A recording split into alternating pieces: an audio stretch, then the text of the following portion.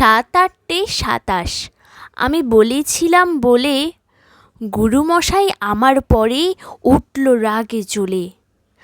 মাগো তুমি 5 পয়সায় এবার রথের দিনে সেই যে রঙিন পুতুলখানি আপনি দিলে কিনে। খাতার নিচে ছিল ঢাকা, দেখালে এক ছেলে। গুরুমশাই রেগে মেগে ভেঙে দিলেন ফেলে।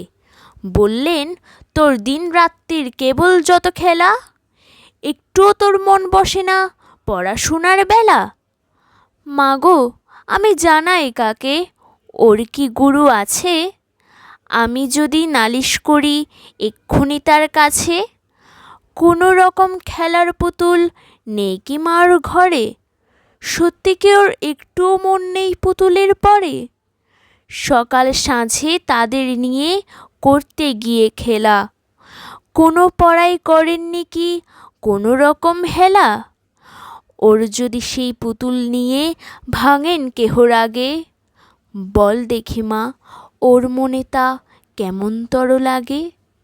বল দেখি মা ওর মনে তা কেমনতর লাগে। ধন্যবাদ।